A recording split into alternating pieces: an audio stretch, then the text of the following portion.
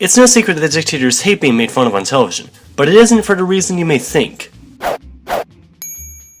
One of the trademarks of dictatorships is hatred of the freedom of speech and the press, and newscasters who shine a negative light on them are best silenced or exiled, and at worst are subjected to brutal labor camps or often killed.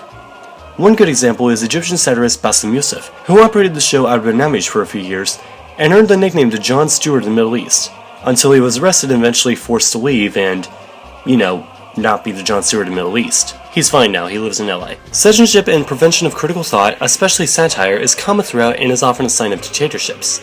While one might be inclined to assume the dictator simply doesn't want him to be made fun of, there's actually a different, much bigger, much more serious reason. Many people learn to take a joke throughout their lives, and dictators, though horrible people, aren't stupid, and they're not really that much different in that aspect. A dictator might likely be fine with being joked about, but being joked about isn't the problem with satire.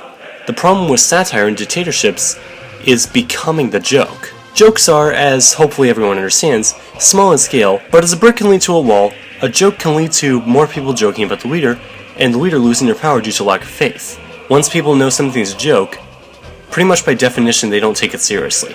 One thing satire does is it not only makes the populace laugh, but it also makes the populace easier with the idea of questioning the power and authority of the dictator, or critical thinking, the worst enemy of dictators. Dictators usually need fear and or respect, but usually fear, to effectively run a populace that would never have chosen them in a democracy. Fear and respect are something satire inherently chips away at. Dictators don't build huge statues of themselves and demand respect out of arrogance, necessarily, but in an effort to build public opinion. If the people won't stop laughing at the leader, it's not an insult, it's a warning that they'll lose their power, due to simply being taken as a joke. Dictators are not in power through intrinsic means. The dictators are only in power because everyone else believes they're in power. It's kind of like how money only has value because people believe it has value, which means that if the people don't believe the dictator has power, the dictator doesn't have power. Well, by the people, I mean high-ranking government officials that can actually do something about it.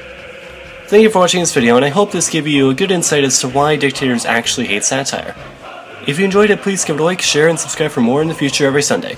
If you want to know where I got this idea, I linked a video from Vox.com down in the description. See you on Sunday.